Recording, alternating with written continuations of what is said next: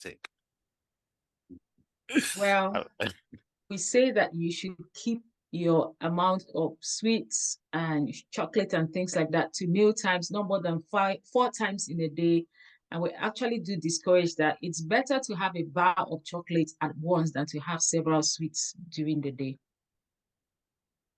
Yeah, thank you so much. So for everyone else joining, this was a free bono, wasn't planned for this free advice. So please send your invoice down to us and then we'll take care of it.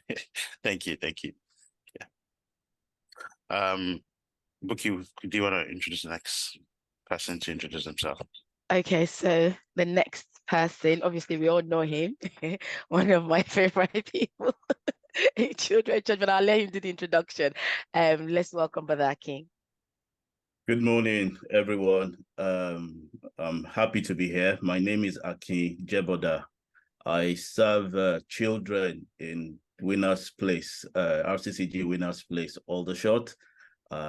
My day job, I'm a quality engineer in the defense industry, and I'm a father. I'm very passionate about children, and I support, the church safeguarding initiatives. Thank you very much. Thank you much, Brother Akin. Yeah. And I was looking for is she here? I think so. Pastor, are we good with it? Yes, yes, Oh, yes. okay, good. Yeah, we're good to start. All I right, just okay. wanted to ask Sister Grace, are you happy to share by yourself? I made you co-host. No, it's okay. You can share. You can just share the slides. I just wanted something for people to see because we have different types of learners. Some people are visual learners and they want to be seeing something. So do you want this? Do you want the slide to go as you're doing your talk, or? Yes, please. Yes, thank you. Muyiwa, you've got the slide, have you? So you can just do some fewer talks while I get it. Yeah. Okay. So Sister Grace, if you don't mind, we'd like you to start. Okay, thank you very much.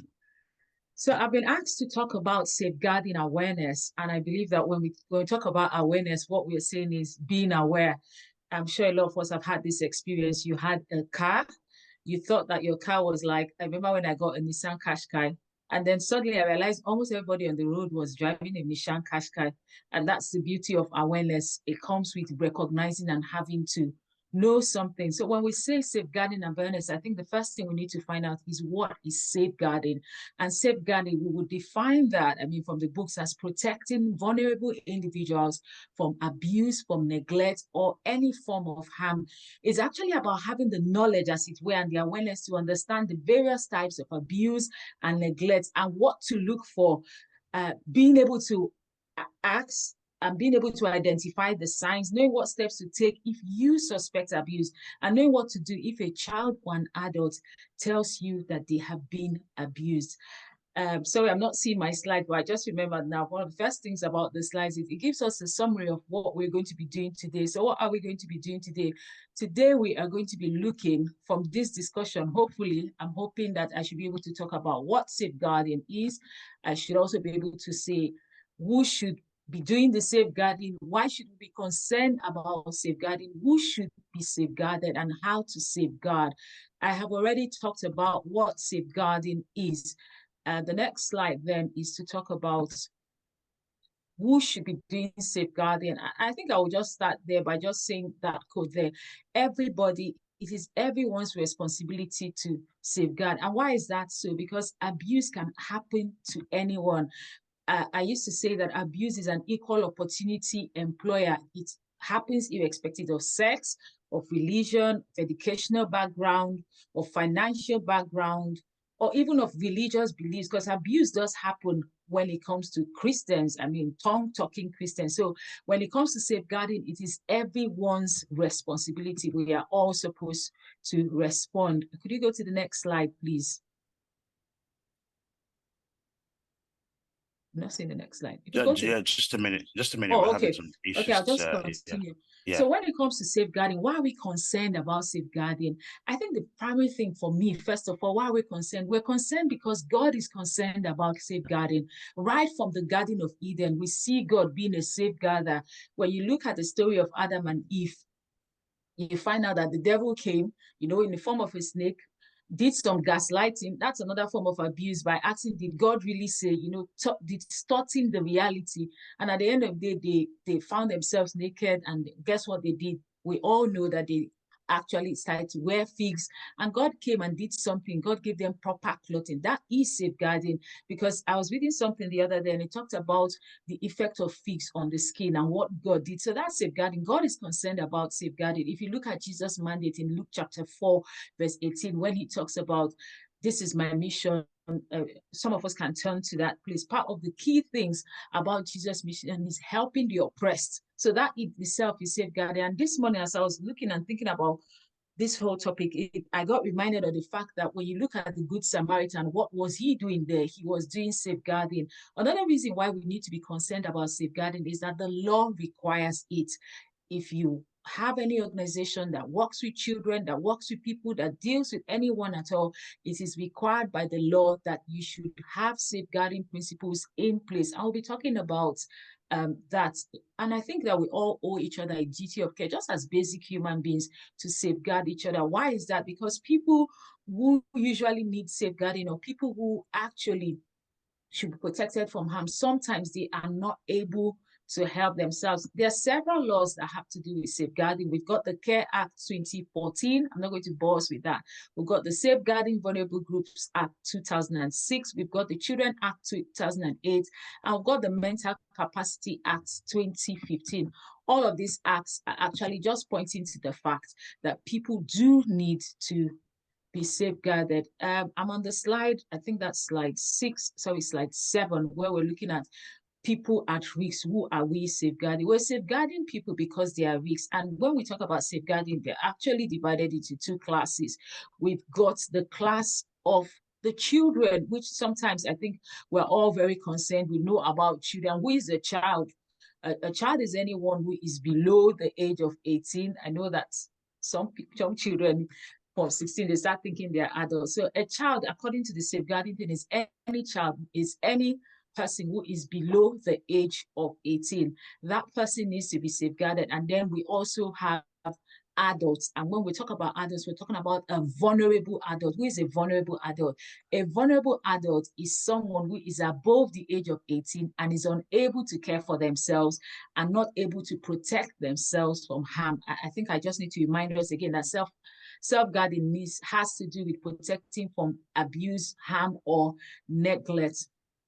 And when it comes to children, or it comes to adults, I think there's some basic differences we need to be aware of, because one of the main differences, I think, when it comes to safeguarding adults is the fact that apart from safeguarding an adult, you know, taking them from the risks of abuse and neglect, adults actually need support in maintaining control of their whole lives. As much as we would love to safeguard them and to protect them, there's a need for us, as it were, to allow them to have that freedom, not to take over, you know, not to take control, allow them to have that freedom of space to take charge and take control of their life. And then, of course, a child, we all know who a child is. I've talked about that, saying that a child is someone who hasn't reached their 18th birthday. And if you look at the different kind of things that a child could be exposed to, you find out that there are still some subtle differences that we need to understand in such a way that we're able to help children, protect them from harm and abuse. We could go to the next slide, please. Thank you. So I've talked about people at risk. The next slide from that one, please. Thank you. And then, you know, when we're talking about this, I think part of the things we need to recognize is what is abuse. When we say abuse, what exactly are we talking about? I would just say for a start that abuse is any, let's put it there. So I'm defining it the way the books have defined abuse for us. Abuse is any action or lack of action on the part of another person that causes harm.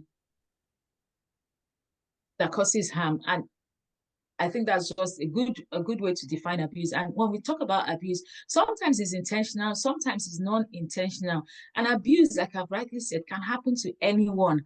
There are several types of abuse. I know that back from where we come from, most times the only form of abuse we know is just the physical abuse till we see bruises, but abuse is beyond physical. We've got financial abuse, we've got emotional abuse, we've got sexual abuse, we've actually got spiritual abuse, we've also got some other forms of abuse like online abuse. This is something that our children can get involved in: online abuse, cyberbullying, grooming. These are things that could happen, and it's our responsibility and duty of care to protect the children from these things that could happen to them. Could we go to the next slide, please? And then when we come to safeguarding awareness, I like to look at it in two ways. What can we do as a church? And what can we do as individuals? Because I believe we've got the church, the ears of the church listening, and what can we do as individuals? I think that one of the first things a church can do is actually ensuring that as a church, whoever is doing anything with children, with adults, so I'm talking about our volunteers, the Sunday school teachers, I'm talking about head of departments, I'm talking about people who are having to have contact with children, with adults. It's important that as a church, in short, I believe that Sunday school teachers should not teach in the church if they do not have a background check. There should be a DBS check. I think it's real negligence on the part of the church to allow people to teach without having a background check on them. And the DBS actually allows you to do some of these things free, especially when it comes to volunteers. So as a church, we shouldn't just get people volunteering in the church without having a background check on them. In short, one of the things we do, one of the things that the police has done in domestic abuse is to say that if you want to, it's something called the CLARE law, which says that if you want to actually get into a relationship with someone, you can go and check with the police to check their background, to check have they had an history of domestic abuse. So you can imagine how seriously the community takes that. So as a church, if we're going to be employing people, if we're going to be using head of departments and things like that, we need to have background checks. The second thing I would say is that a church needs to have a policy in place, because sometimes things do not happen well because we don't have policies in place. I know that from back where we've come from, sometimes it seems like we just do things as the Spirit leads, but there's a need for a policy in place. There's a need that as a church, we should have a safeguarding policy in place. What should happen if someone raises a safeguarding concern? Who should they be speaking to? How is it going to be handled? How will the person who has brought the information be protected? What will be done? What can they expect? What are the time scales? These are things that need to be in our policy making, and it's something that we can liaise with some agencies and they can surely help us. Another thing I would say is the role of training. I mean, in my line of job, every time I change job, then I have to show that I've done safeguarding awareness, level 1, level 2, level 3. You could do the basic level. It is important for people working in church to actually undergo this safeguarding training. So I'm very grateful, for this opportunity, this breakfast chat. I would say that this is a wonderful opportunity. It's something that as a church we should do. We should strive to make sure that our workers, our volunteers actually are aware of safeguarding, because there's nothing like not knowing what to do. Also, I would say that there is a big need for us to liaise with other agencies and network. It's important. If we're in church and where we are, we don't even know who the women AIDS leads are around where we live, then there's a problem, because when somebody comes with that trouble, when somebody comes to the counseling desk with that trouble, we might not be able to refer them appropriately. So there's a need for us to reach out to these sister organizations, to these people who are also in the business as its way of protecting individuals, quote and unquote. They don't have the church name about them, but they are doing what concerns us as a church.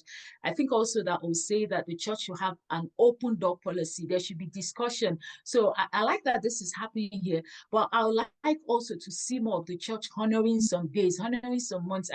In October is the Domestic Abuse Awareness Month. What does the church do? You've got November, I believe it's the 19th or so. We've got a day that actually is the International Day against violence, the International Day that speaks against elimination of violence against women and girls. These are things that we could bring up. There's a certain thing that comes when a pastor stands up in a congregation and says or speaks about abuse. It sends a certain form of message across to the people. When a pastor comes, when the pastor somehow deliberately puts in his sermons things that have to do from the Bible. The good thing is that from the Bible, you can see lots of examples of abuse. Every time I read the Bible, those are the things I see. I see relationships. I see what God is is doing. I see how God is trying to mend things. These are things we can do as a church. It gives that we need to consciously and intentionally create that culture that says to our church that, listen, you can be safe here, that says to our congregation that, listen, we have a zero tolerance to abuse. When it comes to abuse, we're not going to be, we're not going to be beating about the bush. We're going to deal with it. So I think that those are some things as a church we can do when it has to do with safeguarding. Well, as an individual, I want to congratulate you. You're attending this. This means that you want to learn more. So as an individual, we need to learn more. And our learning more, that's the next slide, makes us to be able to be aware, because it's unless you're aware, you'll be able to recognize, oh, this is abuse, this is what's going on. And I'll say then, that sometimes people actually come up to us and tell us about what they're going through. And when people come to us, let's be ready to listen in a non-judgmental way, listening without victim blaming, listening without saying, are you sure you've not done something to bring the abuse to yourself? Or, just questioning the person in such a way that at the end of the day, the person begins to feel bad about opening up to someone. So I'll say, listen, use your gut instincts. I'll say one. I would say one. I have two examples here. Use your gut instinct. Tell somebody about it. Before coming to my example, and then write down what you. Because sometimes after telling somebody about it, you might need to record. And when we're saying tell somebody about it, a safeguarding consent, you could call up some agencies, you could call the social services, and you could do that anonymously. You could just raise your consent and they'll take it serious. They don't need your name. You could raise your consent anonymously. You could call up the police. I remember I used to, when I was living in Glasgow, I had a set of neighbors, you hear them, especially on a Friday, they're this Asian family. So I assume that they had, and I used to see lots of people come out of the house. You hear them on a Friday evening. You can tell when the quarrel begins and voices begin to raise. And then there was one particular day like this, they went on. And after some time, as if I could hear somebody crying. It was just, you could tell from my own house, I could tell how the other house was going. And then by the time I started hearing like it seemed someone was being beaten, I had to call the police. I called, because after some time, a child ran out of the house. And then after some time, I picked up the phone, I called the police. I was like, I think you people need to come. You need to come and intervene. Something is going on in the next door. And I'm so grateful because it didn't take up to 10 minutes. The police was there. I don't know how it went about, but at least all that stuff. And we had a good night rest. So I want to say that let's not do what the Good Samaritan, these people in the Good Samaritan story did. That's taking the eye to the other side. I'm looking at the time.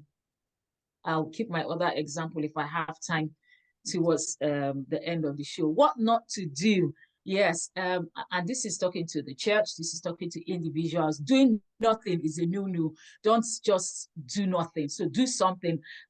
I'm not saying pray, don't not pray, but don't stop at praying. So don't pray only. Don't try to express disbelief, don't show your shock and all that. In as much as whatever anyone is saying, in as much as it might sound unbelievable, you need to let people know that you believe them. That's the first thing, because it takes a lot for someone to come out and say, this is what I'm going through. It takes a whole lot. Sometimes it could be an elderly person going through financial abuse in the hands of his relatives. So it takes a lot. And I will say then also about confidentiality. When it comes to safeguarding, it's important for us to, keep confidentiality, but do not promise express confidentiality, because there are times when you have to break the confidentiality clause, especially if someone is at harm or someone is in danger. You would have to break that confidentiality clause. But what I would say there is, you need to say this to people who necessarily need to know, on an extreme need to know basis. And that's something you should tell the person that this is going to be shared only with people on an extreme need to know. So if we go to the next slide, what to do. I think the very first thing when it comes to safeguarding is safety first. Is this person safe? That's the first thing we have to have. We don't want to be burying anybody. We don't want to be saying, oh, we don't want to be leaving room for more abuse to happen. So the very first thing is safety first. Safety first. Reassure this person. Let them know that you believe them. Let them know that they've not done anything. Let them know that there's actually no excuse for abuse. There's no excuse for them to be neglected. Let them know that what has happened happened is not right. You know, that's one of the things we need to let people know. That alone, you know, has a way of helping people, because when it comes to abuse, you hardly find one form of abuse happening. You find that happening in different forms, and sometimes all happening all together. I would say to you also that there is a need for us to record what we have been told. Immediately the person leaves, record those things, report, depending on if you're in the church, if you're a Sunday school teacher, if there's a policy and lines of authority, you know, there's a cascade of where you're supposed to report to the person who is supposed to be reported to. Just report, and perhaps you're that person who has the duty, you know, who takes all of that. Then there's a need to refer. You know, there might be a need to call up the social services. There might be a need to call up sometimes the police. You know, and when I say reassess, I mean sometimes we need to check on these people again. Just check, are you okay? What I would say also when it comes to reporting, I know that we don't like to call the police, we don't like to do this, but sometimes I'm sure we all know that abuse in itself is a crime, and not reporting abuse, you know, when you could be held, you know, in the hand of the law for not saying the matter, for not saying this is what has happened. So I want us to have that, because I'm sure we have all seen stories of people who abuse has led to fatality, and we don't want that to be happening in the church. And because we don't want that to be happening in church, we want to make sure that we are all aware. So yes, there's a need. If we get to the next slide too. Get to the next slide, please. Getting help. We can speak to the police. If there's immediate danger, we need to call 999. If it's not an immediate danger, call the non-emergency number. I think for us here in the UK, I think this is 111. You can liaise with other organizations. You've got Women Aid. You know, you've got Respect. This has to do with men abuse. You've got the NPSCC, that's the one with the children. You've got Restored. I put Amina there. They're a Muslim organization. I work with them sometimes. And I've just put it there because sometimes it's not just about just in the church. I'm talking about as individuals, being able to look out for our neighbors, being able to look out for people around us. That would actually help us. And that's what, that at the end of the day, people don't really care about all what we're saying if they can't see that we care for them. You know, we care for them. And when I talk about saying and looking at this, Amina, I'm saying that we should have our eyes open. Sometimes it's our neighbors. I remember one time I was living in Manchester, and then I just noticed there was a way my house was. My house was at the corner, was at the start of the street, but by the very corner of this close, there was one house on the adjoining street before my house. So that house sort of like had its fence towards my house. So basically, if you come to my house was the first, but it wasn't like the first fence, because we had part of the fence of the other house on the other side of the adjoining street crossing in. And I remember coming home several times. First of all, I noticed the Range Rover. Yeah, I like Range Rover. So I noticed the Range Rover. I noticed this car, it was parked there for some time. And I kept thinking to myself, why is this Range Rover parked here? You know, who has this car? Why is this person not driving their car? So I noticed this Range Rover for like a week thereabout. And then after some time, one day, I came in, yes. So one day I was just coming to the street, and I just noticed 3 cars came into the street. I knew these people didn't live in my street. They just came into the street. They pulled into our close. I watched them as if they looked around. I did like I was doing something. And the next thing, one of them went into the Range Rover and drove the Range Rover away. And then the rest people followed. And I told myself, Grace, that car is a stolen car. That's why it's been parked there. So I said, okay, you see, you should have said something about it. I didn't say anything. I left it. Another 2 or 3 weeks later on, the same thing, another Range Rover was parked at this same place. I noticed that this Range Rover was parked, the leaves started to fall on it, and I said to myself, Grace, this is what happened before. So I picked up the phone, I called the police, and I said to them, and funny enough, interestingly, that day when those guys left, 2 of them, I took the car plate numbers because I just felt that they were strange. I felt that this was different. What were they doing here? And all that, because I knew they did not live on my clothes. I'd not seen them before. What were they doing? And especially when one of them got into that other Range Rover and drove it away, I knew that these people were probably, you know, a tip racket. So the next time this Range Rover appeared, another Range Rover appeared, I picked up the phone and I called the police. And I said, I think there's a stolen vehicle in my street. This and this is what has happened. I saw these other people the last time, and this is the number of the car. And then I gave the police the number, and then it wasn't long, they called me and they said, yes, that vehicle is a reported stolen vehicle. And the police came and they towed the car away. It was so good to see the car being towed away. And that just comes from looking out. Let's look out. You could be a Sunday school teacher. And the funny thing is that when it comes to abuse with children, you see it in different forms. You could be a Sunday school teacher. You could even be a teacher in school. When you see that a child begins to have bruises, as it were, where they're not supposed to have bruises. There are certain places a child will have bruises that are okay, but there are certain places you know that something has happened. Or when a child begins to behave aggressively in the class, a change in behavior, just a change. Let's use our instincts. Let's try and probe a bit further. Then we'll be able to help. I'm going to stop now because I'm looking at the time.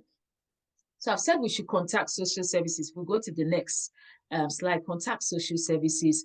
There are several numbers you could contact if it has to do with children, if it has to do with adults, if it's during working hours, if it's after working hours or during the weekend, there are people to contact. So I hope in some way we've been able to know what safeguarding is, who should be safeguarding. I've said it's everyone's responsibility, why we should be concerned. God is concerned, the law is concerned, who should be safeguarded, children and vulnerable adults. How to safeguard, we've talked about that, being able to recognize things we can do as a church, as individuals, how we can respond, what to do and what not to do. I would stop with the CADA mantra. I think that is slide 16, which is something we say in CADA. CADA represents Church Against Domestic Abuse. Say God hates abuse. There's no excuse for abuse. And the church, which is you and I, say no to domestic abuse. We could go to the next slide. Thank you so much for listening. Thank you. Wow, excellent. Thank you. Thank you so much. I think in the time that we've looked at it, that you've run through this, there's just been so much that is packed in that presentation. Are you okay with us sharing it with the group? Yes, that's fine. Okay, Thank you. that's fine. Okay, so we will probably upload the presentation pack to the group as well. So thank you so much for that. Awesome. And to be honest, the what you told about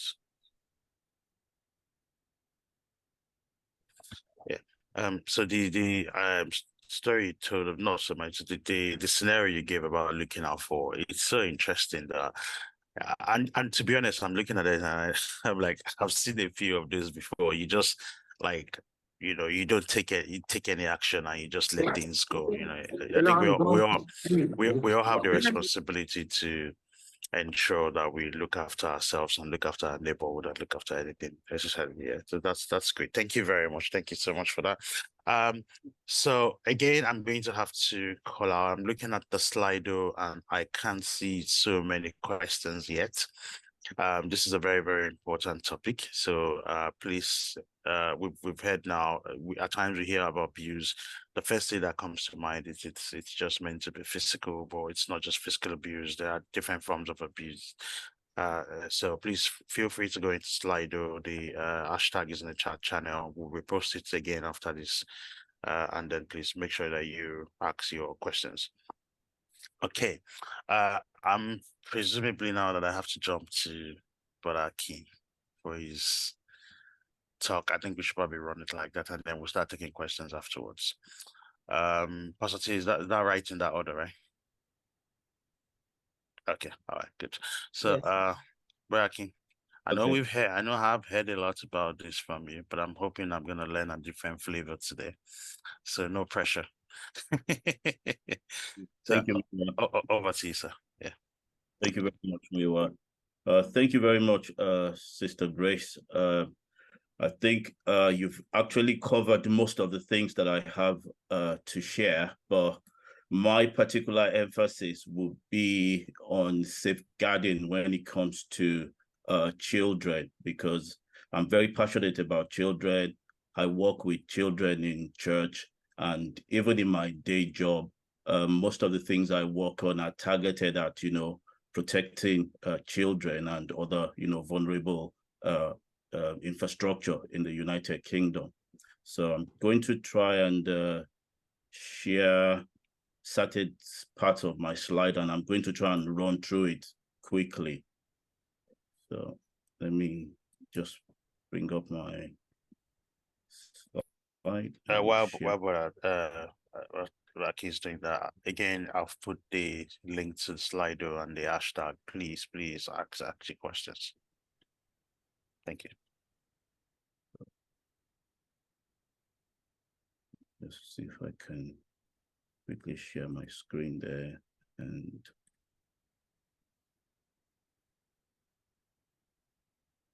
Yeah, it's loading up. We can see. see. And let me try and bring that up.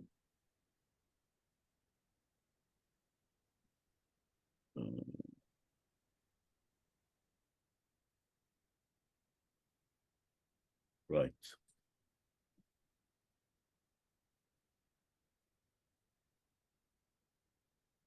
So, like Sister Grace said, a child is anyone under the age of 18. And the Bible also tells us that, you know, children are God's heritage. So that means, you know, they're a gift from God. And, you know, the Bible also says the fruit of the womb, you know, is a reward from him. And when you think of it, what is, you know, a heritage? You know, a heritage is something very precious, something that, you know, you should leave for the next generation, something you should totally care about. And children are very precious to us as parents. In the society, children are very precious, and particular emphasis should be on children because we were all children and children would always become adults. Now, the Bible also says, let the children come to me and do not hinder them. Safeguarding is just the action of us, you know, taking necessary steps not to hinder children, and also to promote their welfare, protect them from harmful behaviors, you know, to protect them from abuse, maltreatment, and preventing harm to their health.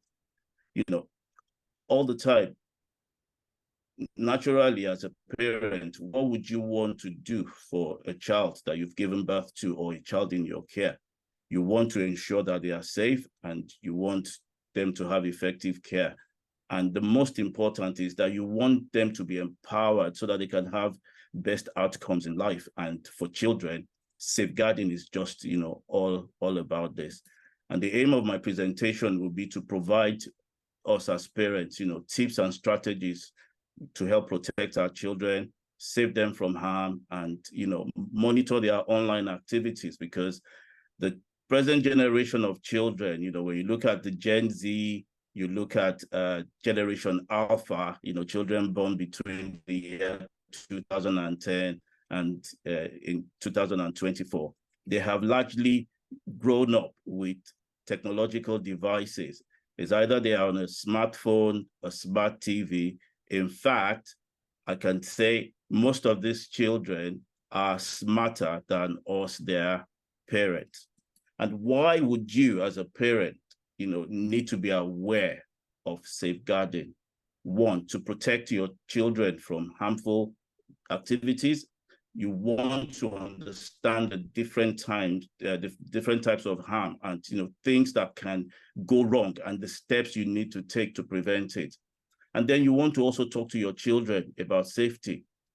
Children need to have, you know, parents talk to them about being open and having honest conversations, that you're not shying away from, you know, having those kind of conversations that even yourself might be very uncomfortable with, but we need to have these conversations with our children. And another one is monitoring your children's activities, you know, online. Children play outside, they play outdoors, we can keep an eye on them, but half the time, the present crop of children that we are raising and they are developing in an online world, they use different types of apps. They are always, you know, on Google Classroom, and different things, you know, go on, even in school. I can remember when my children were going to secondary school, and the school said, you have to supply them with iPads. And I was like, that is not my budget as a parent. And besides, I totally control the use of technology at home. So this one that they're asking me to, you know, supply them with iPads for school, now wahala. So it made me up the gear as a parent in terms of, you know, protecting and monitoring online activities apart from what I did at home. And most importantly, how do we recognize signs of abuse? There are a lot of things that, you know, we as immigrants or people in church or even outside church, we've come to accept certain things as the norm because that was what we saw growing up. But we need to recognize, what is abuse, and then we need to recognize what is the sign of abuse in children. And the last thing why we must know about, safeguarding is the importance of reporting, the importance of speaking up. Let me give you some very shocking statistics so that to make it clearer why you as a parent or you as a person at all need to be aware of safeguarding issues. In the UK, every year, 500,000 children suffer from abuse. And that is shocking. You think that, in a country of almost 67 point something million people, how on earth can 500,000 children suffer abuse in the UK everywhere?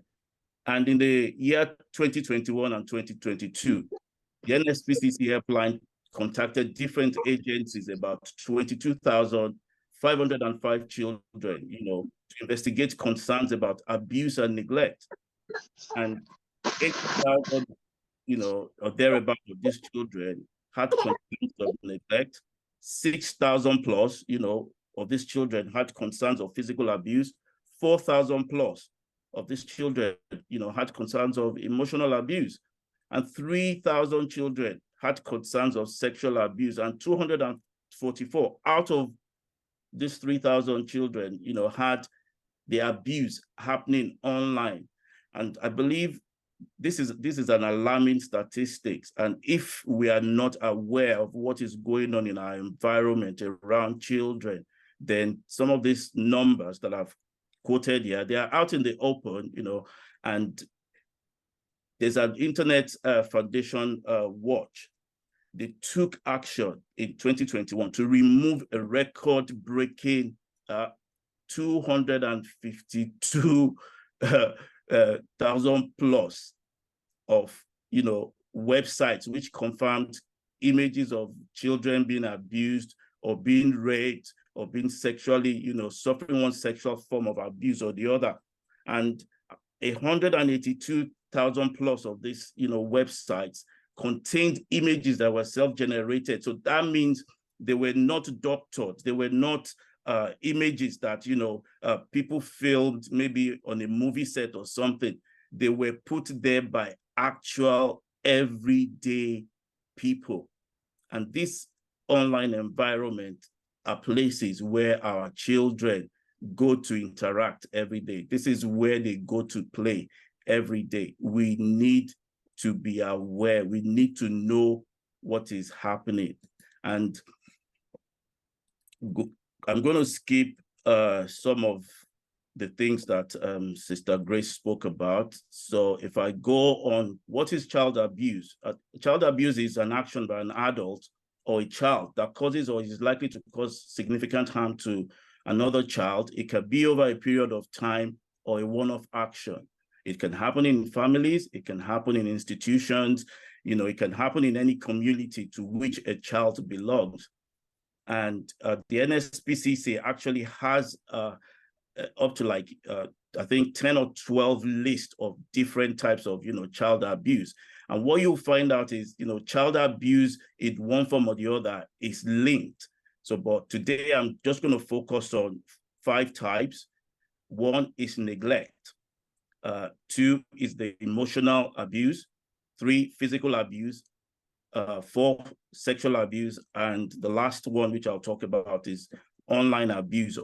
And online abuse, can happen online most of the time, but we also have abuse happening in person.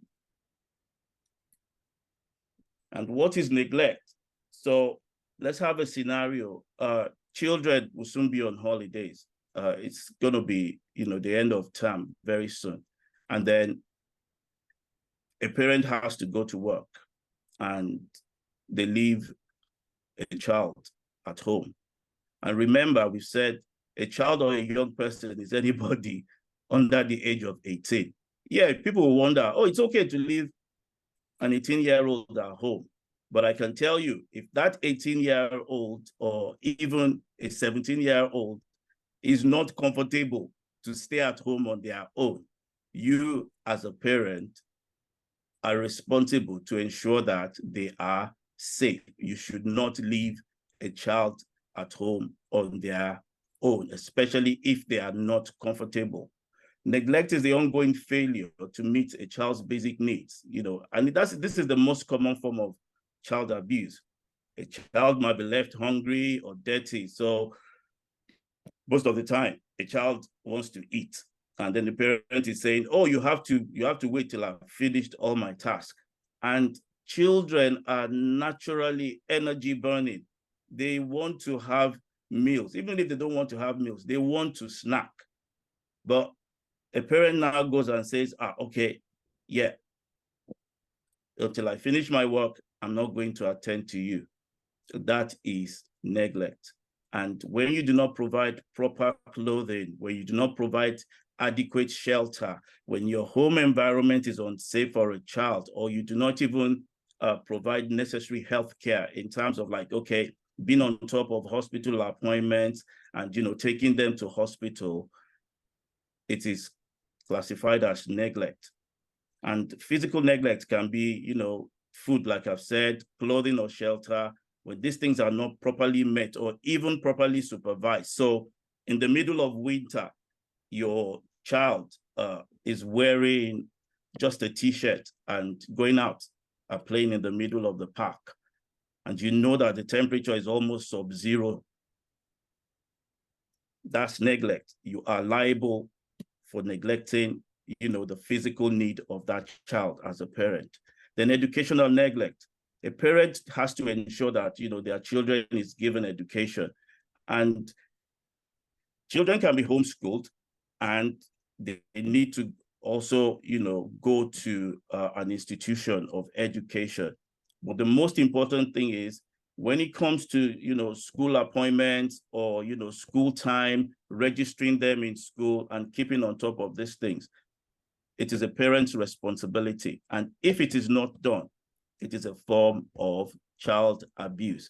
When your child is not turning up in school or missing school without, any cogent reason, it is neglect, and it is a form of child abuse. Another form of neglect is emotional neglect. So the child doesn't get the nurture and stimulation that they need. It could be through ignoring or humiliating or intimidating or isolating a child. So your child wants attention and they really need it. Especially, let's look at, children that are maybe below the ages of 3 or 4. And usually, most of children in this age group are not able to express what they are going through, but they are tugging at, daddy or mommy's hamstring, and they are saying, "Oh, I want something, but mom or dad is on the phone, and they are busy, chatting away about movie magic or something." You are emotionally neglecting that child, and this is a form of abuse. The medical neglect, a child is not given proper health care, you're not taking them to the dentist, you are refusing to give them, medication. So like during COVID, I know that, okay, a lot of people were skeptical about taking, certain types of vaccines. And even in certain communities, people are very skeptical about taking certain medical interventions. But when you know that this medical intervention is there to sustain your child's life or to help them, and you are not doing it, it is classified as neglect, and it is a form of abuse.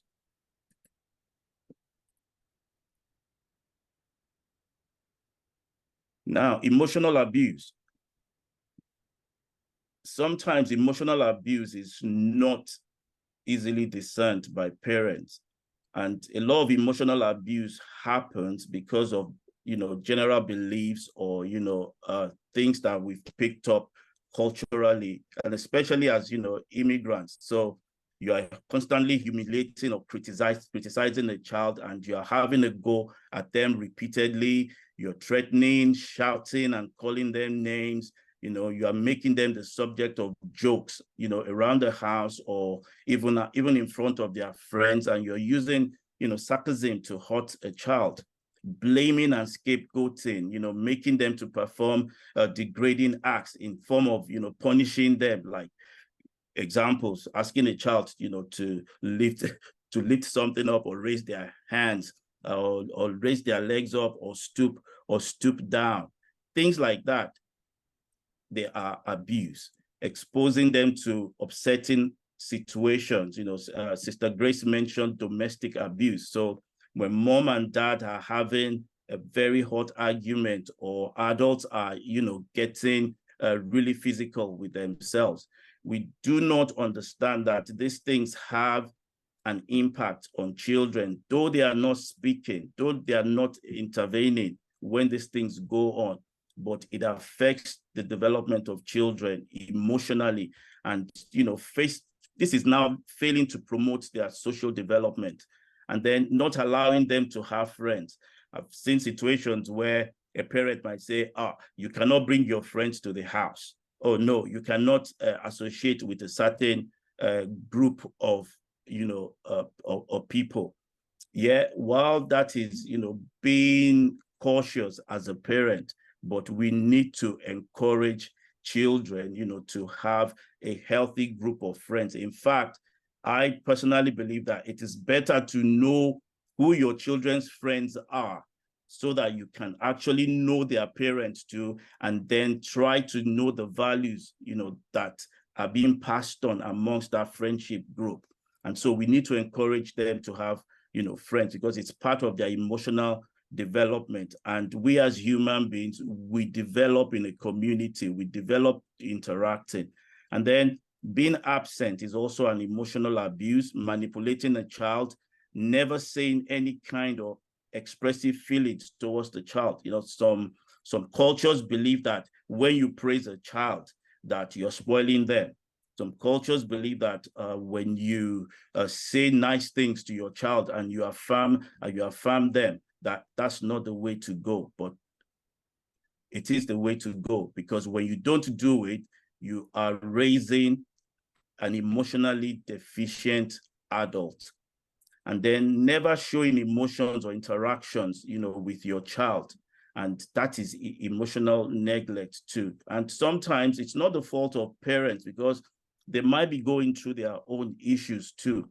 And that's where as Sister Grace mentioned, there is support in the system. There is a community, like in church. You can, reach out to the safeguarding officers in your churches.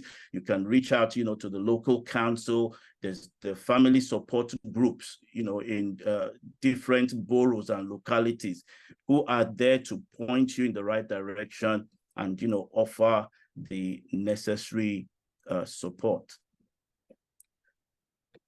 The next type of abuse that children suffer is physical abuse.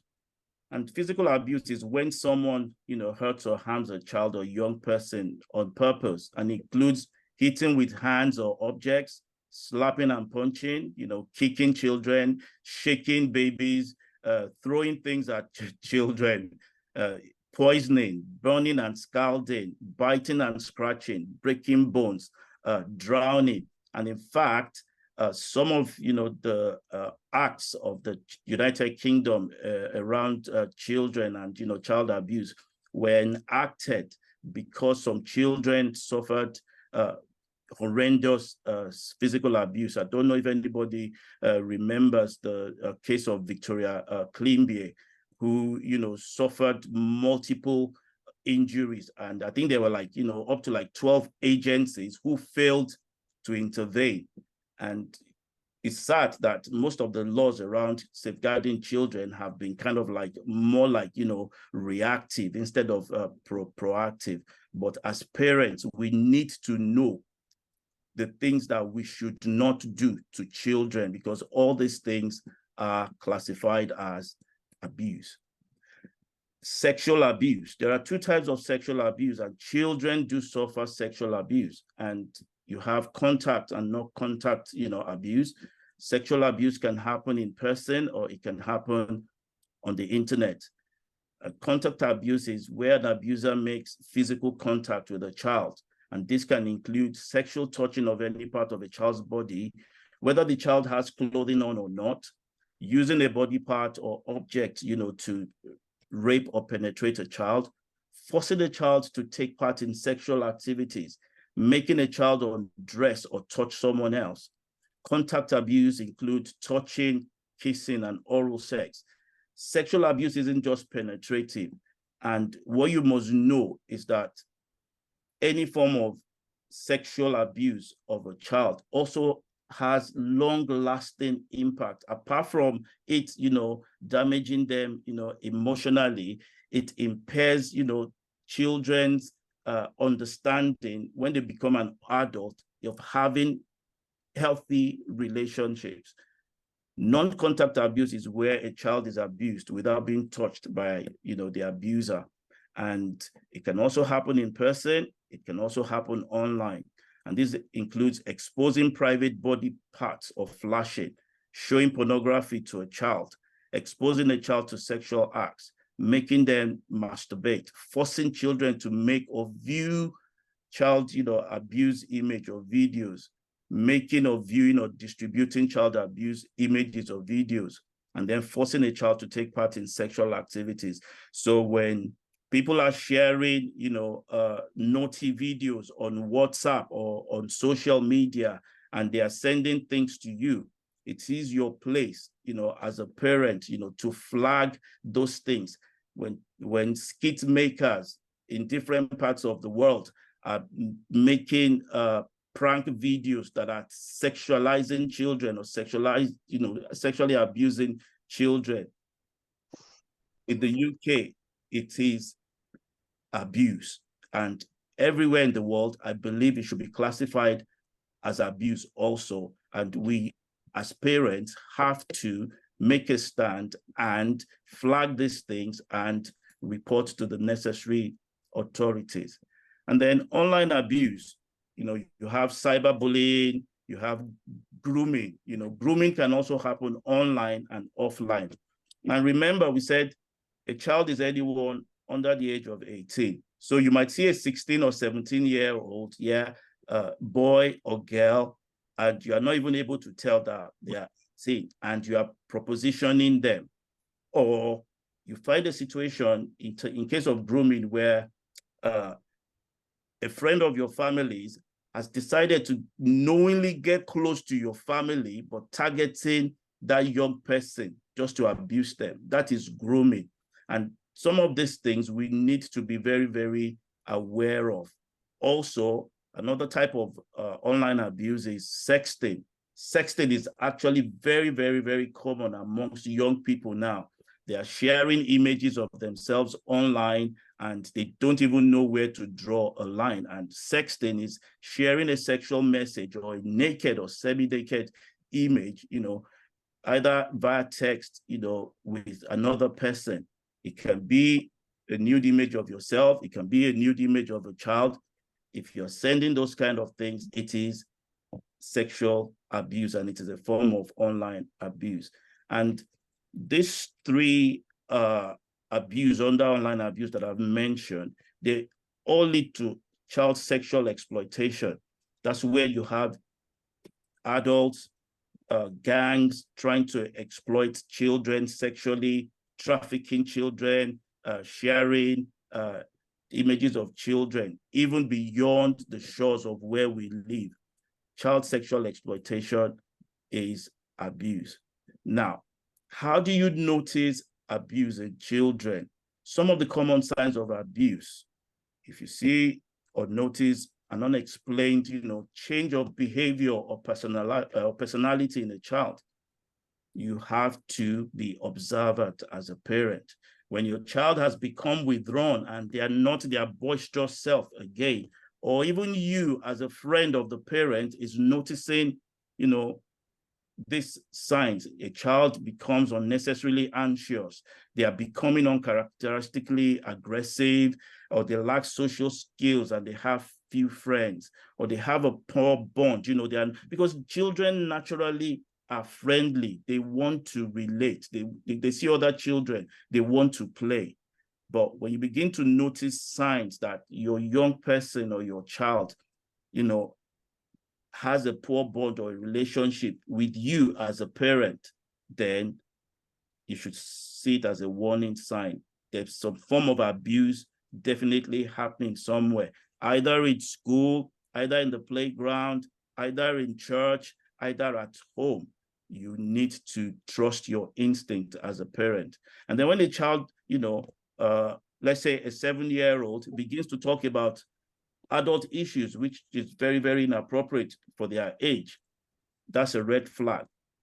That's definitely tells you that, you know, some form of abuse has happened there. It's either that child has been exposed to images or conversations that they are not supposed to be privy to. It is abuse. When the child runs away from home or they go missing, usually children are trusting of their loved ones who are their parents.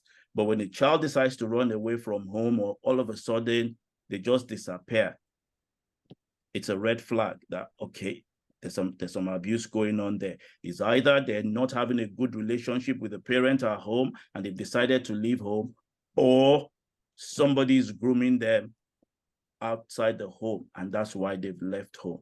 And then when children are always choosing clothes to cover their body, it could be a red flag. In most cases, it is not, because it might just be a fashion trend. Because I've seen, like in church, I've always queried why our teenagers would always just have their coats on inside the church, even when it's, you know, super warm, and somebody like me is breaking out in sweat. But I do recognize that as young people, they have a choice in terms of their fashion choices. But when a child is, you know, covering up all the time, they might be covering up physical injuries, they might be covering up things that, you know, are as a result of abuse. And what are the effects of abuse? Some of the effects of child abuse, you know, can be negative effects on their health. They can have relationship and, you know, education deficiencies. So all of a sudden, a child who has been doing very well in school, or they've been doing very well interacting, you know, in their community, and all of a sudden they become, you know, withdrawn, or a child starts becoming sick, it's a red flag, and that could be an effect of a child that is being abused. And usually adults who were abused as children may find it harder to cope with stresses, get a good job, or be a good parent. And one of the direct results of abuse over a long time, and especially when it has happened as a child, is the loss of confidence when you become an adult. And that always affects people at work. It affects them in their interaction with people. And then most importantly, mental health problems, you know, things like depression, things like, you know, struggling to, you know, have relationships. Mental health issues is on the rise in the world. Since COVID happened, there's been a big rise in mental health issues. And in fact, there's a statistics that says amongst children who are between the ages of 10 and 17, there has actually been a rise in the case of mental health issues in the United Kingdom. And that's a source for concern. And you would have understood that during the lockdown, a lot of children were at home. There were a lot of stressors, and children could have faced one form of abuse or the other. So those are some of the effects of abuse. And how do we prevent abuse? One, everything that I have mentioned here and more, which is, you know, available on the NSPCC website. You can, you know, see it on government agencies. It's available in your local councils. It is available in churches on our safeguarding policy. Please, as parents, do not do them to children. I beg you in the name of God, do not abuse children or young people. And as a parent, trust your instinct. Parental instinct does not go wrong. it is there for a reason. When you notice something that is not right around you, act as a parent. That's one of the ways you can prevent abuse. Make your home environment safe. Develop healthy relationships with your children. Be in charge and do not control. And what do I mean by being in charge? Being in charge means being yourself as a parent, drawing, understandable rules or guidelines for your children at home. There's no need to control children. It's like as adults, when we're at work, nobody enjoys being micromanaged. If you are in charge of a situation and you empower young people and you empower children, they will thrive, they will do well. Teach our young people about healthy relationships, how to stay safe online and offline. After this presentation, I have resources at the end of this slide where you can access more materials on how to teach children about, healthy relationships. But the most important is for us as parents, we need to mirror healthy relationships at home because children learn more from what they see. And also in our communities, we need to mirror healthy relationships. So the more of this we mirror to them, the more they can learn, and then we can prevent abuse. Have honest and difficult conversations, keep open dialogue. The subject may be uncomfortable for you to have with your child, but make sure that it is age appropriate, and also stay abreast of what your children are doing online and offline. Be interested in their friendships, be interested in their activities, be interested in who they are talking to. That way you would encourage transparency, because if they are able to come and talk to you about anything, by the time you put controls in place at home and you make them understand that I am doing this for your safety, maybe like keeping their gaming devices in an open space where you can monitor it. Like for me as a parent, I enjoy playing games with my children, but I make sure it is in the living area. So when they want to play games, it has to be in the living area where I can keep an eye on what games they are playing and who they are talking to when they are, playing games. Same thing with your laptops and computers at home. Keep them in a place where when the child is using it, you can still view what they are doing on the screen. It's so easy for a child to be abused online and, with webcams and, things like that. Use parental controls on your devices. There's a link to, different types of parental controls, like there's Google Family Link for people who use Android. There's the iOS, family sharing, which are very simple and basic, but there are more advanced, parental control tips that you can use, or tools that you can use to keep children safe online. And we all live on the internet nowadays, either we like it or not. Most of us have smartphones. People are communicating online. Every activity you want to do, even with you want to access government interventions, you are asked to go online and register and do blah, blah, blah, and blah, blah, and blah. So be there for your children. As you are there for them physically, please be there for them in the online world. Be interested in the technologies they are using, be interested in the apps, be interested in social media, because in fact, there's a recent report now that says that Instagram is the hotbed of pedophilia activity. It's just a report that has just come out, some few months ago, that Instagram is the hotbed of pedophilia activity. And a lot of children that are not even supposed to be on Instagram use Instagram for photo sharing. So parents need to be aware and to note these things. And for me, I believe we need to see the parallels between the digital world our children live in and the world we lived in. When I was growing up, my parents would tell me like, oh, you're watching too much of TV. Although I got a lot of information from TV, but at one point I had to be, disciplined in terms of TV time, that I could not watch TV between certain time and certain times. And I believe this works also in the digital world, where our children, do a lot of their activities now.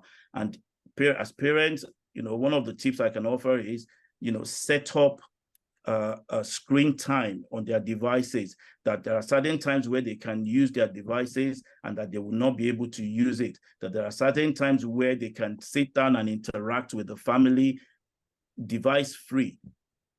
All these things work in terms of preventing abuse. Talk to other parents about what is happening in their house. Share information. In talking to other parents, you find out what their children have said to them about other children. And in communicating, in sharing ideas, we all grow and we all learn from, the community that we belong to. And then talk to your children about who they are talking to online. What are they doing online? Where they are going? The kind of activities they do. It is very important for us to listen to young people. There are a lot of things they say, and there are a lot of things that are unsaid. And if we do not take the time to listen to them, and we just want to impose our own ways on children, we might be missing out on the signs of abuse. I can give a personal example. Like a few days ago, my daughter had done something that I had asked her not to do, and I reprimanded her. And then a few days later, she wrote me a letter, because one of our best ways of communicating is writing me notes or writing notes. And in the note she wrote, I actually found out that there were a lot of things she was even trying to say to me when I was reprimanding her as a parent that I did not catch. But when she wrote that note to me, I was able to empathize with, why she did what she did. Although she broke a laid down rule, but I was still able as a parent to see, okay, where I had missed the point in terms of communication. We're not perfect as parents. We will get things wrong sometimes, but there's actually a lot we can learn from our children. And if a child reveals abuse to you, it might not necessarily be your child. It might be a child of a friend. It might be a child you teach in church. It might be a child you teach, in school. If you're a teacher, teachers know, the drill. It might even be a child that you are teaching, maybe in after-school club or something. Please listen carefully to what they are saying. It is very, very important for us to be listeners. Be patient. Focus on what you're being told. Don't express your own views. Just listen to what they are saying. Take notes. You can give children tools to talk. There are different types of tools available online, like on the NSPCC website and the Internet Safe website. There's a letter building tool that parents can actually print out and give to children. Children like to scribble, they like to write. Use these tools to get information out of a child when they're trying to reveal abuse to you. Let them know that they have done the right thing. Do not blame, do not raise alarm. There's nothing like, yay, blah, blah, blah. No, we shouldn't do things like that, because it can make a child withdraw and they would not want to talk more about the abuse they are going. Tell them it's not their fault. Abuse is never a child's fault. It is important that every child should know it. I do not care what people say or what they say that, oh, maybe a child put themselves in a situation. No, that is why they are children. Adults need to be more responsible around children, and our young people are very impressionable. You can never blame any child for any form of abuse they have experienced, and say to them that you take them seriously. It shows you as a parent or as an adult that you you care. Even if you have your doubts, don't show it. Just let the child talk and you listen. And most importantly, it is not your place to confront an abuser. Don't take a vigilante mob and go and attack someone or go and ask someone, oh, my child said this, blah, blah, blah, blah. No, it is not your place. There are proper avenues for you to air those concerns. And don't delegate your parenting responsibilities to a babysitter. For people with babies, make sure your babysitter or nanny understands that you have family ground rules for internet use. Same way you lay rules for nannies and babysitters, that there are things you do in your house and the way you do it. Do the same thing for the use of internet. Babies grow up with digital devices. Most of the toys around now are super digital. I don't think there's any toy you can buy a child now that you do not require a use of a battery for or Wi-Fi, and they are very, very interactive. And most importantly, don't believe that parental controls or filters of any other type of monitoring, application is going to take care of all your problems. Don't delegate your parenting responsibility to apps, like, oh, because I put this app, or because I've set Google Family or iOS Family, or because I have internet eyes on their devices, that, okay, yeah, leave them to roam free. I can tell you a lot of abusive content still slip through, especially through social media. So we have to be very vigilant as parents not to delegate our responsibilities to only parental controls. When you have a combination of technology and your parental instinct, and that you're still monitoring, you're still watching, you'll be able to prevent abuse. And don't believe you are out of your league when it comes to using the internet or social media or technology. I know there are parents who are technophobes and they just don't want to interact with anything tech. But honestly, if you decide to learn and you want to know because you want to protect your child, your children are growing up in a digital world. Your children are interacting digitally. In fact, you can even ask them to teach you and show you how to use these things. And then you are also on those platforms being able to monitor what they do, because it's so easy nowadays that as parents, we can get lost in the kind of interactions that young people do. And now teach your children how to use reporting tools, so that they can flag inappropriate content. Children in schools in the UK have been taught about, buttons online that when they are facing any form of abuse online, that they can, click on, and automatically a message, or alert will be sent to the appropriate authorities. Encourage children to use technology. Don't say because, oh, there's so much going on, in the internet world, that you're not going to encourage your children to use technology. Just encourage them to use it wisely and responsibly. Don't take their devices away forever. If they do something wrong that you've asked them not to do, be judicious, be kind with restricting devices. Either we like it or not, their networks are going to be very social networks. They are not going to interact physically in the world they are growing in and the world they are going to, like we did when we were growing up. Don't post pictures of your teenagers or preteens without asking their consent. Respect them, respect their privacy. In fact, it is even a good idea not to post everything about your baby, because when that child grows up, they might not actually like the things you've shared about them. And whatever you post online stays online forever. And I don't think any teenager or an adult will be happy when a picture that their parents have posted, a few years ago before they grew up, now turns up and becomes a meme.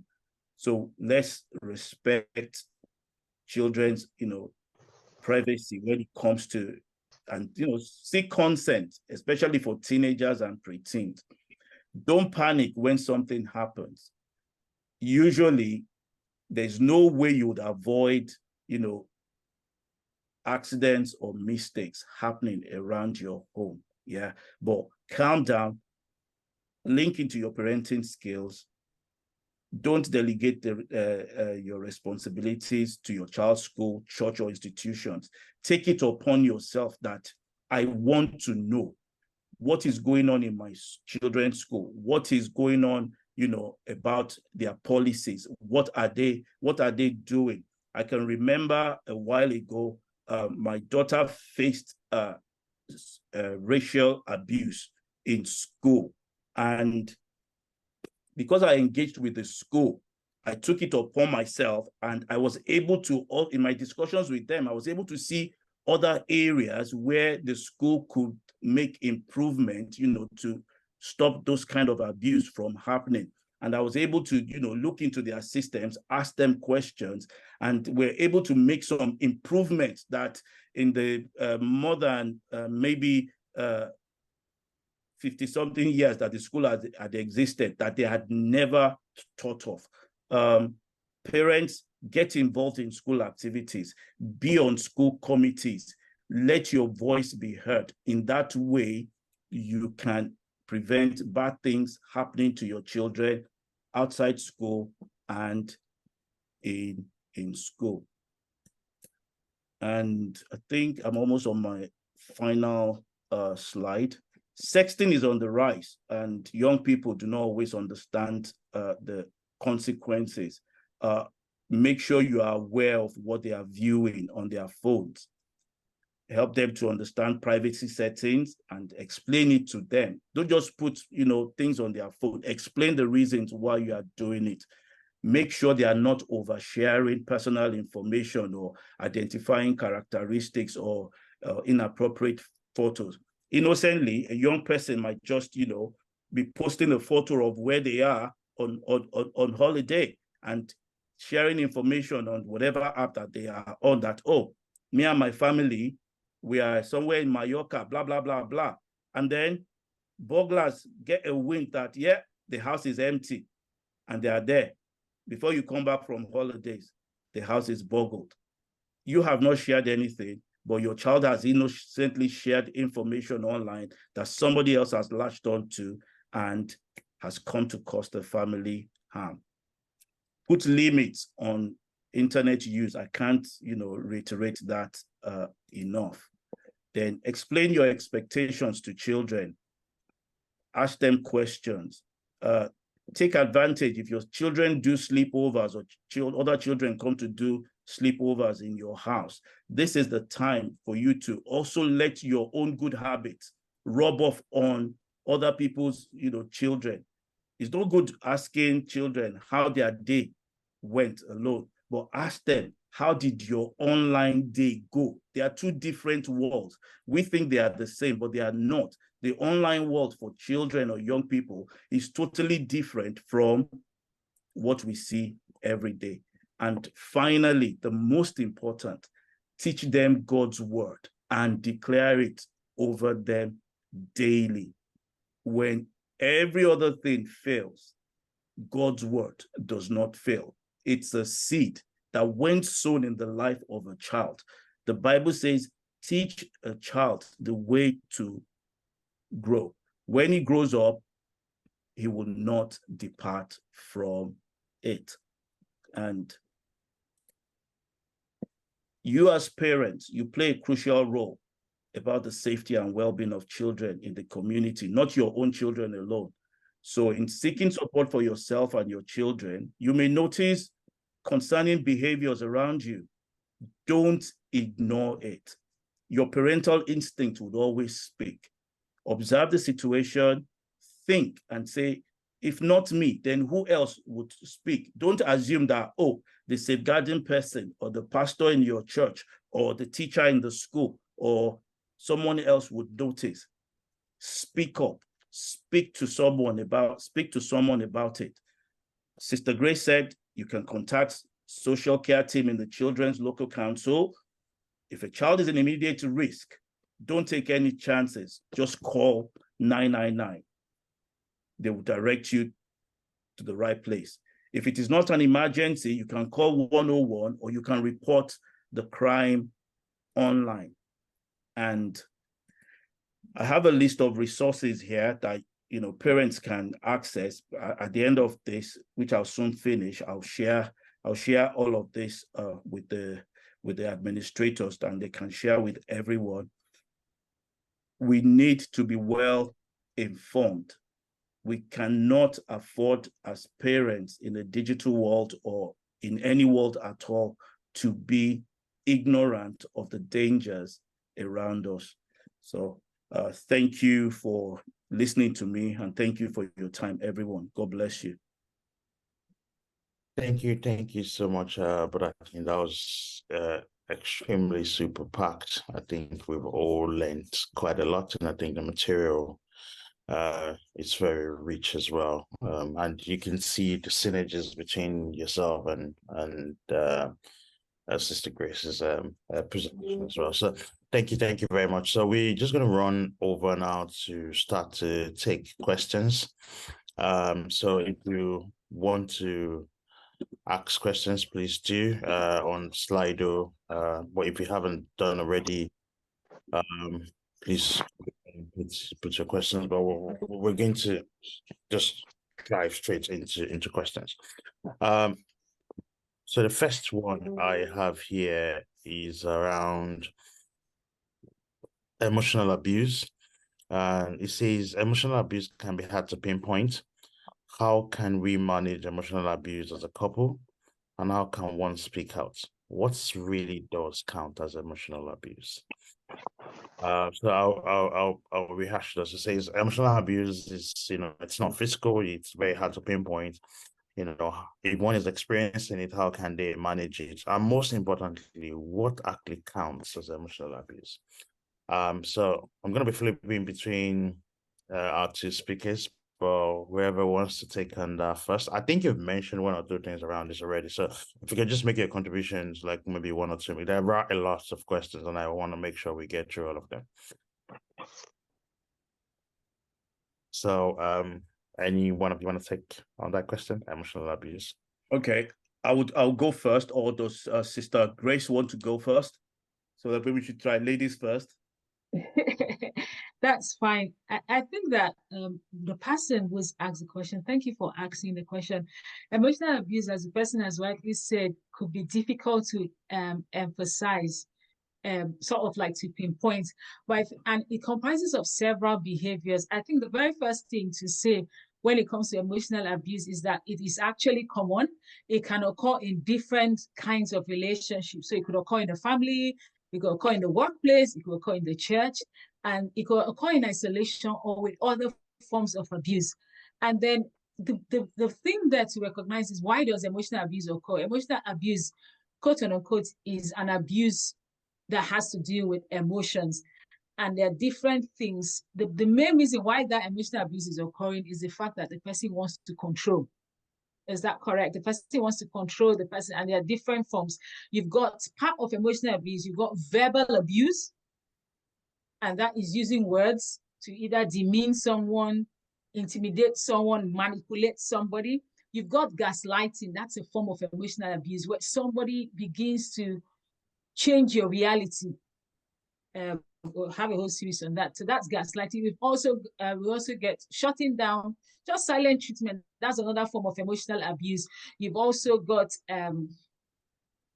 another way is isolation. Just isolating you from people could actually be another form of emotional abuse. Then using intimidation or threats. Those are different ways where emotional abuse could count. Someone could use humiliation. Someone could use criticizing, negating, refusing. You find out that for some spouses, everybody else acknowledges all that you've done apart from your spouse. So all that is emotional abuse. Shaming, also control, accusing, blaming, even denial, acting like it has not happened. All of that is emotional abuse. So I didn't get the other part of the question.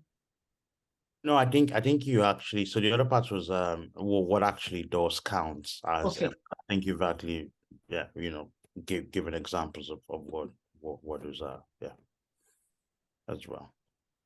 Okay, so camera is off. Yeah, so thank you, Mr. Grace. I think we've all done good justice to this question, and I think your presentation does the same as well, as we are run a little bit out of our schedule. So I would like to, Buki, do you want to take the next question or?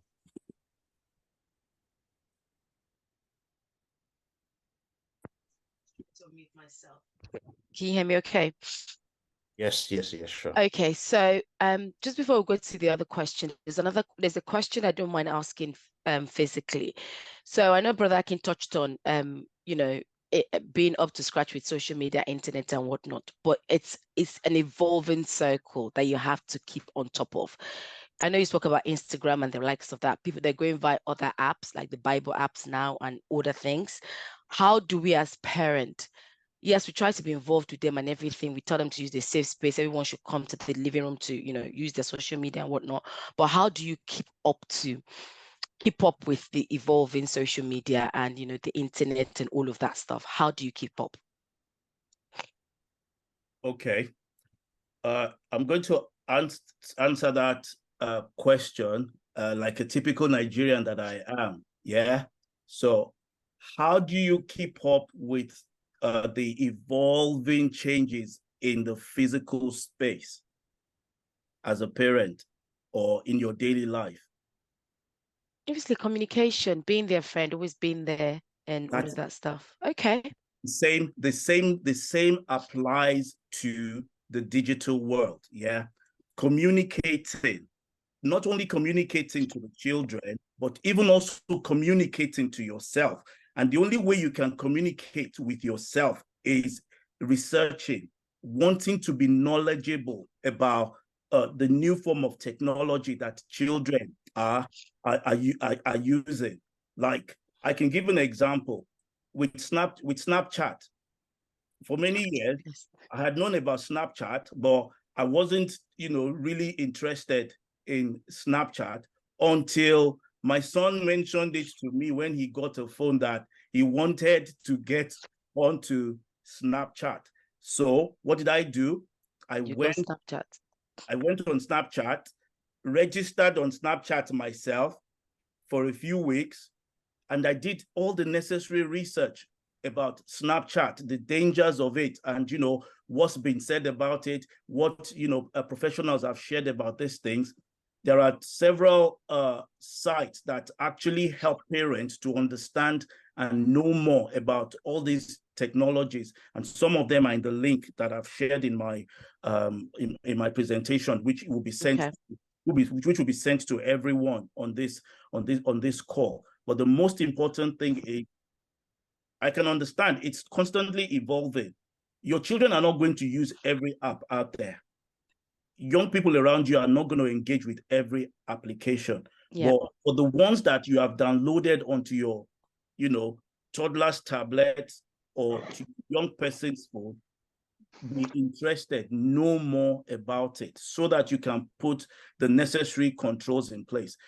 Years ago, I found out that my ISP provider has a safe internet blockage, directly, but I noticed that most social media sites circumvented this. So it was easy for myself or anyone to pick up unsavory images, although I already had a block from my ISP. So I had to take another layer of protection so that my children would not accidentally stumble on something that they would not stumble upon. And that was just simply down to research. Right. Okay. Hope that answers your question. Yeah, that does. Thank you for that. Thank you. So now to go to another question on Slido, and I'm going to merge two questions together, right? So the person is asking a child to stand in a naughty corner also a type of abuse, even though the intention is to correct the child? You have said a lot about what not to do. Please, could you advise the effective way to correct and discipline children? That's to anyone that wants to go. I would answer that. Asking a child to stand in a naughty corner is not abuse. You've not caused that child any harm. You've just asked the child to take time off to reflect on their actions. And every time you ask a child to go and, stand aside to take a reflection about their actions, you should also have conversation with them. And that's the place of communication. Why I have done what I have done. It is not totally different from you reacting hysterically, and because you are angry, you now hit or slap a child, or you now decide, to deny them food. They are totally different things. You've not caused any harm to the child. You've just asked the child to take a break and reflect on what they have done. And in fact, it's more like taking a privilege away from them. So if you say to a child, stand in the naughty corner, there are other words to use for it in different homes. But what you've taken them away from a privilege that they are used to, maybe the privilege of playing or playtime, the privilege of playing with their toys. So that is more effective form of discipline and communication to a child, that there are consequences to your action. And that's a good consequence of modeling, behavior, rather than shouting at them or slapping or hitting or, name calling.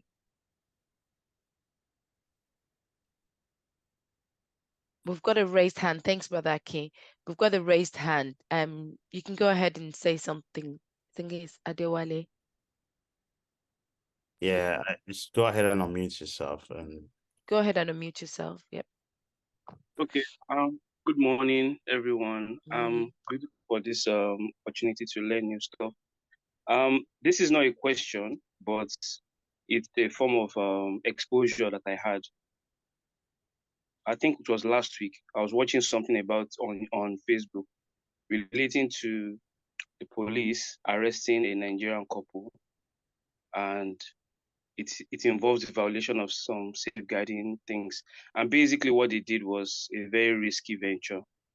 I think some of us know that cough syrups can be used to induce sleep if used in excess. So what I mean by that is that if you don't use the correct dosage, it increases drowsiness in even adults. So these Nigerian parents were arrested because both of them went to work. I think they had some night duty or something like that. So that maybe the husband or the wife or something like that, somebody just wanted to go for work to get this money. They had to use this means. And by doing so, the kids slept. They slept till daybreak. So I guess it has been a practice whereby, yes, you have kids, but both couples come back early in the morning from work. And just like the first presenter, spoke about reaching out to the police in case there is need for an emergency like that. I take personal responsibility to avoid any police intervention or anything like that. But for informing people on how to raise the alarm by getting the law enforcement agency involved in, stopping this kind of horrendous act is very, very important. So it's not a question. It's just an amazement to me for people to be in desperation for money and not giving regards to the safeguarding principle, neglecting their children. It's just mind-blowing to me. So thank you. Thank you so much. Yeah, go ahead. Go ahead. I just wanted to add something, because I know that we can look at it and say, oh, it's just money, they were out searching. But you know that sometimes parents leave their children at home and they go for online services. So let's as in, I like to go back every time to what we do as believers that are incorrect practices. So you shouldn't leave your children at home and you're going for all night. Thank God for Zoom all-night meetings these days now, Zoom prayer meetings. Somebody should be, an adult should be at home at all times with children. And don't get it crossed. What God will eventually do to help the children is one of your neighbors is going to notice and they will call the police. It's their responsibility. If I see that, because people, the society around us, they watch us. They see two people come to the house. They see when you come, they see when you go. They see when the cars have left the house. They see that the children were not in the vehicle. And by the time they observe this, they know the right thing to do. So it's not just going for money. You're going for a church service. You're leaving the children in the house. That is wrong. Thank you.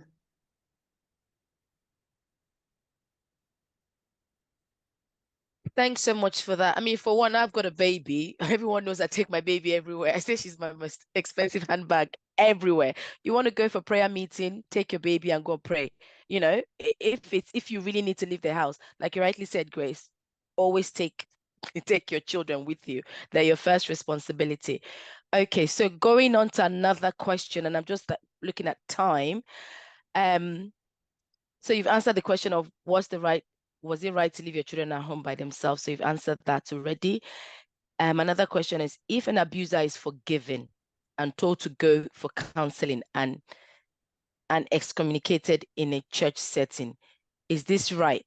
What if he continues the act at his new church? Okay, I'll deal with that. So yeah, several things happening here. So first of all, the church has recognized abuse. The church is doing something about it. And the church has, did you say, excommunicated the person? So there are different things. There are different things the law can do. Like I was talking about Clare's law. If someone is abusive, we have a zero tolerance to abuse. One of the things you want to find out is why has that person chosen this pattern of behavior? Because we're actually all a product of nature and nurture.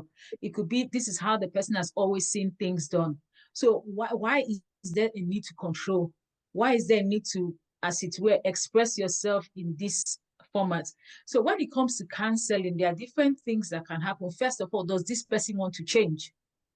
You know, because that's the background thing. Does this person want to change? And then we're looking for modifying behavior techniques, and this person going to get help, as it were. There are several ways you could get help, and depending on your domestic abuse situation, you could actually be referred to the police, referred to some of all these houses like Respect and Co. They actually do things that people can attend to help change behavior.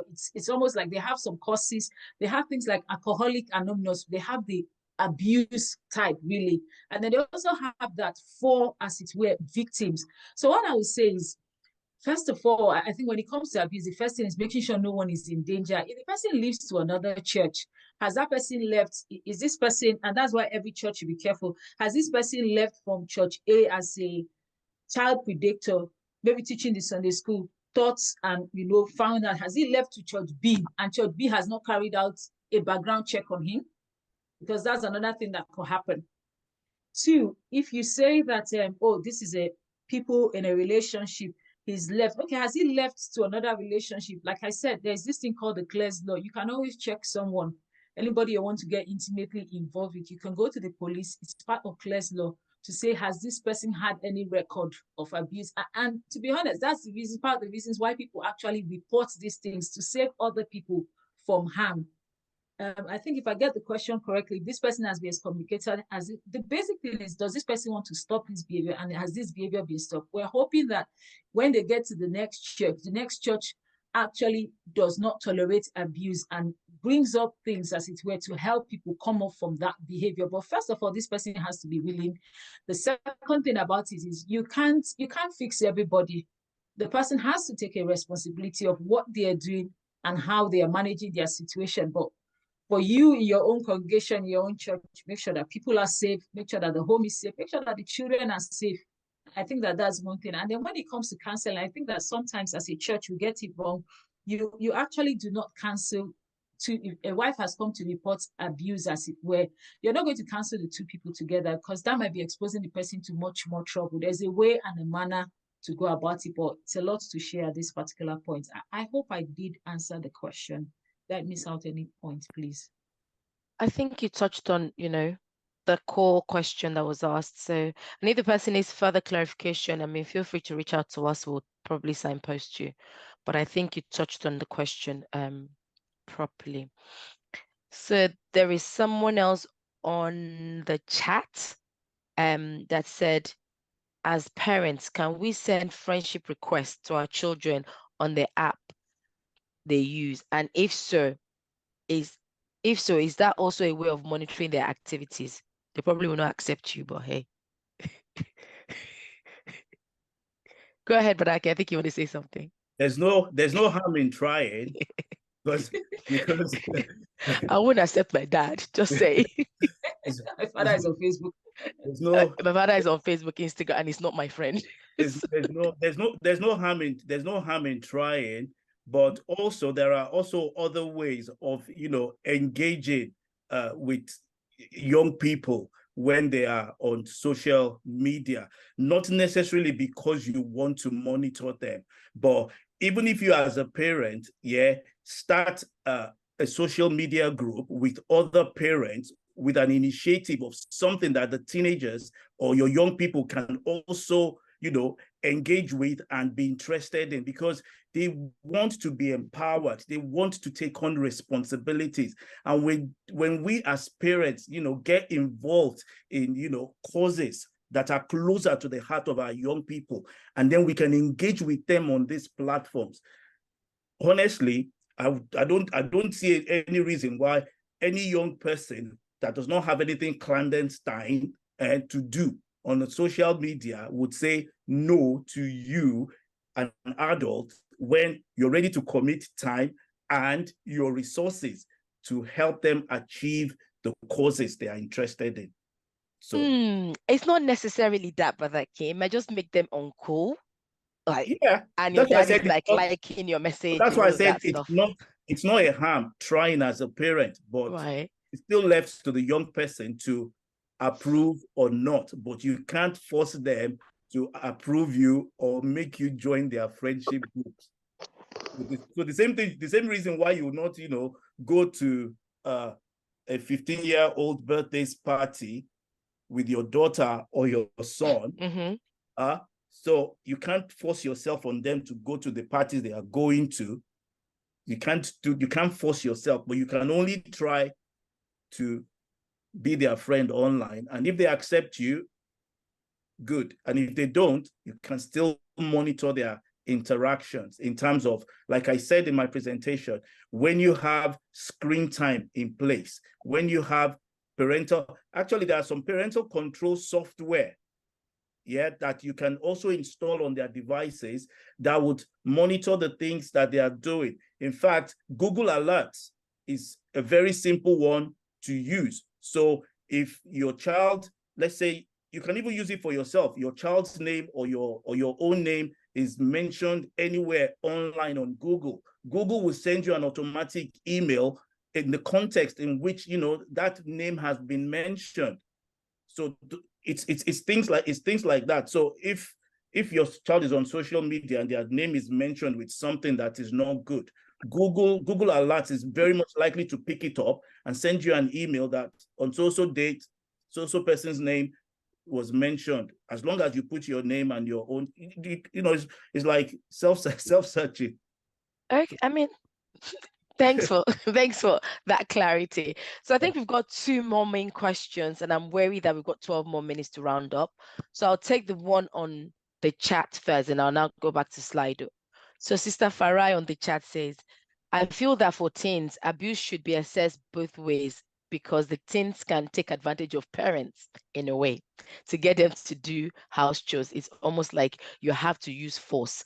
Otherwise, they would not wake up or clean up, and they exhaust you to get a simple task done. So in the end, you have to be screaming, shouting, and yelling. And because you are human, you can end up speaking wrong words. I don't know how this can be sorted, because parents can be abused. Okay, does anyone want to contribute to that? Yeah, I think there are 3 things I can pick from that question. That yes, parents can be abused by a child, but a child not wanting to do house chores does not harm a parent in any way. In fact, that parent should actually study the child, have a conversation on why they do not want to do the house chores. And that was why I said in my presentation that be in charge and don't control. In most instances, as parents, we always go into the control mode, like, yeah, I'm the parent here, you do as I say. But find out why the child is not doing the house chores as at when you want them to do it. Also, maybe there's a precedence that has been set that there has not been consistency in doing the house chores, and all of a sudden you're asking the child to do house chores, and it is a shock to their system. If we are consistent also as parents, and children love regulation, they love to be guided. As long as you put the necessary guidance there, yeah, I can tell you 80% of the time they want to do what is right. It's not that they will not test those boundaries. Another thing a parent can do is, okay, incentivize some of the things you want that child to do for you. For younger children, you can have a system of, okay, giving stars as a reward at home, or extra time with their devices, or playtime for getting house chores done. For older children, you can actually start inculcating, the culture of a reward system, and also being responsible by tying doing house chores to their pocket money. Things like that would incentivize children to want to do house chores. That is narrowing it down to house chores. But when it comes to a child hitting or slapping a parent or name calling, yes, like I said in my presentation, abuse can be by a child and can be by an adult. So that's a case of a child abusing an adult, and there are ways to deal with specific situations. Thank you so much for that, Brother Akin. So I think this is going to be the last question. I think we're bang on time. I'll let Grace take this one. So the person did say, some people feel disadvantaged, and reporting an abuse by their carers can result to them having it tough daily. What can they do in this case? And follow-up question, or I'm just merging together. Are there organizations that help and support domestic abuse? I think you've said that already, but yeah, if you want to answer the first question, Grace. Yes, there are organizations that help and support domestic abuse. We've got plain organizations, we've got Christian-based organizations. I think I've mentioned some of them in my presentation. So what happens if your carer is abusing you? I think is that the... They feel disadvantaged, and reporting an abuse by their carer can result in them having it tough daily. What can they do in this case? If I get the question, this means that this person is dependent on the carer, right? Mm-hmm. Well, I think that it's not uncommon for people who are sort of in care to be abused. To be honest, that's something that is not uncommon. But there are also lines you can also report. That's what I would say. You can also report it. You can also report subtly. You don't have to. You can also report subtly. And if this is a carer that, as it were, is being paid by the government, they can change the carer. If this is now a family member who is a carer, there are still lines in which you can report and get something done. Because somehow, I think that lots of people who are in care, who are dependent, as is where sometimes even mentally dependent on others, actually get abused. People take advantage of them. Sometimes it could even be you, the person who is being cared for, abusing the other person. But yes, you can report. You could do some form of whistleblowing without that person necessarily knowing that you are the one who has reported. And you don't need to be afraid to think that because you reported now, the person is perhaps going to, do some more harm to you. And it just depends really at the end of the day in the lines in which you reported and who you reported to, how they're taking it. But people have been trained as in when you get to real domestic abuse advocates, they've been trained on what to do if someone in care comes to report, as it were, that their carer is actually abusing them. And then they are trained to assess, to find out what kind of abuse is going on and what should happen, because it just depends on the type of abuse. Is it financial abuse going on? Is this person making use of your money, you know, more than what? Because that's another form, making use of your money, doing things, taking your card because you don't have that ability, taking your card, going to buy things without your permission, buying more things that you've authorized, using money. Those are things that could be dealt with just depending on the form of abuse, but there are lines and areas where you could speak to and something can be done. I hope this helps. Yes, I think it pretty much answers the question.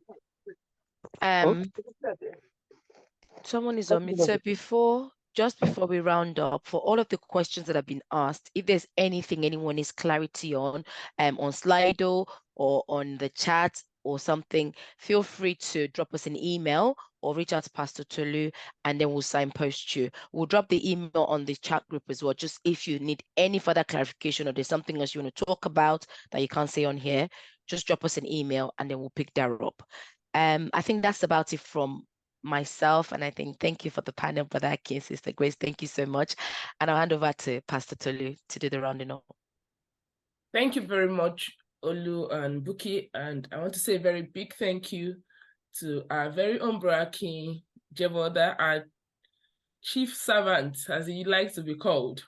Thank you very much. God bless you for doing the honors to remind us some of the things that we knew already, and also to kickstart us to start thinking on how we do things. And Sister Grace, God bless you. Thank you for coming. Thank you for sharing your knowledge. And we want to say the Lord Almighty will continue to reward you. And just to tell everyone, just like the Bible says, we should not be the hearers of this word alone, but the doers thereof. It's enough that we've attended. And I look like Sister Grace said earlier, we do the CPD, we do the attendance. If it's at work, then you'd have signed to say, yes, I've done my updates. But then after doing the updates, what do you do with it? So the most important thing is that we shouldn't be we shouldn't have listened only, but we should make sure we make use of it from now and get better. And even if we stay here for the next 5 hours, we can't learn everything. So please, if you have questions, please reach out. They're going to share, the email address is going to be shared on the chat. Reach out, because sometimes your question might not have been answered properly because we don't know the full content to the question. And sometimes your question is something that you want to speak to somebody about. It might not just be about yourself. Reach out and we would signpost you to the right person.